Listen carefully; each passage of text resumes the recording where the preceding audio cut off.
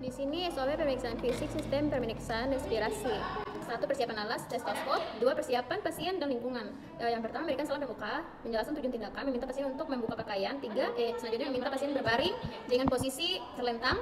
Berikutnya meminta pasien dalam keadaan rileks. Langkah-langkah inspeksi toraks bangun depan.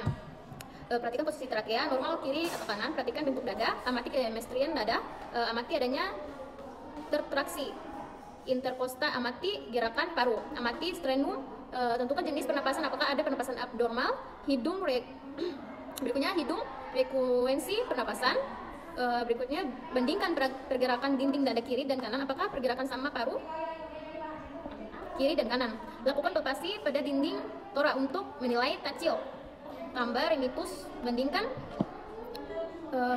kiri dan kanan, serta silahkan tangan pemeriksa instruksikan pasien mengucapkan kata 99. Selanjutnya perkusi tora bagian depan. Atur pasien dengan posisi supinasi. Untuk perkusi anterior dimulai batas sikula lalu ke bawah sampai introsepta.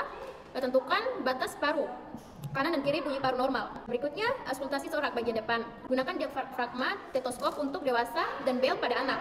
Mendengarkan suara napas sirkular pada kedua hemitora kiri dan kanan mulai dari atas ke bawah. Mendengarkan suara napas ronci sirkulasi normal pada daerah di corpus stemmi.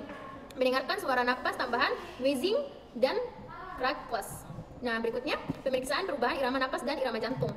Definisi tekanan pemeriksaan fisik dada terbagi menjadi 4, yaitu inspeksi, palpasi, perkusi, dan auskultasi. Pemeriksaan fisik dada penting dilakukan untuk penegakan diagnosis berbagai penyakit yang menyebabkan gangguan sistem kardiospirasi seperti gagal jantung, pneumonia, trauma dada, dan penyakit jantung bawaan. Nah, di sini prosedur yang pertama, persiapan pasien. Sebelum dilakukan pemeriksaan fisik dada, sediakan tempat yang privasi bagi pasien dengan penerangan yang baik, tenang, dan nyaman. Menjelaskan dan persetujuan mengenai teknik pemeriksaan fisik dada harus diberikan kepada pasien. Nah, yang kedua, peralatan pemeriksaan fisik dada umumnya hanya membutuhkan peralatan tambahan, yaitu stetoskop. Selain itu, sediakan tempat tidur medis dan tirai untuk menjaga kenyamanan dan privasi pasien. Nah, selanjutnya posisi pasien. Pasien diposisikan pada posisi Fowler, yaitu tempat tidur dinaikkan sekitar 45 derajat pada pemeriksaan dada posterior. Pasien dapat diposisikan duduk. Dan selanjutnya prosedural. Pemeriksaan fisik dada terdiri atas 4 proses, yaitu inspeksi, palpasi, perkusi, dan auskultasi. Nah, di sini saya masuk di inspeksi. Inspeksi dada dilakukan untuk menilai pola pernapasan, bentuk dada, dan kelainan lainnya. Pola pernapasan yang dinilai mencakup kecepatan, ritme, dan volume pernapasan. Terdapat 3 kelas pola pernapasan abnormal yang harus diperhatikan pada pasien, yaitu pernapasan Keynes, Stokes, Biot, dan Kussmaul. Bentuk dada. Bentuk dada abnormal dapat ditentukan melalui inspirasi, struktur tulang iga dan tulang belakang. Selanjutnya tulang belakang segmen torasik seperti kifosis dan skoliosis. Dan skoliosis juga dapat ditentukan berdasarkan bentuk dada. Nah, masuk palpasi. Pada palpasi pemeriksaan fisik fisik dada dilakukan pemeriksaan taktil, firmitus, dan ekspansi dada. Taktil firmitus dilakukan dengan tujuan untuk mendeteksi perubahan insitatis vibrasi yang diciptakan saat pasien berbicara, yang mengidentifikasikan adanya proses patologis pada paru. Nah, selanjutnya ekspansi dada. Pemeriksaan ekspansi dada dilakukan untuk penilaian kedalaman dan kualitas pergerakan dari setiap sisi dada. Selanjutnya perkusi. Perkusi dilakukan untuk mengetahui area di bawah lokasi yang diperkusi, berisi jaringan paru dan suara sonor, berisi jaringan cairan dengan suara redup, berisi padat atau darah dengan suara pekak, atau berisi udara dengan suara hipersonor. Nah, di sini masuk auskultasi. Auskultasi dada dilakukan dengan stetoskop dan dilakukan pada saat inspirasi dan ekspirasi paksa. Auskultasi paru. Auskultasi paru dilakukan pada seluruh lapang paru, baik secara anterior maupun posterior. Berikut ini merupakan prosedur auskultasi paru. Yang pertama, menjelaskan prosedur auskultasi pada dada kepada pasien. 2, letakkan diafragma stetoskop pada bagian dinding dada sisi aspek paru. Yang ketiga, minta pasien untuk melakukan inspirasi dan ekspirasi melalui hidung.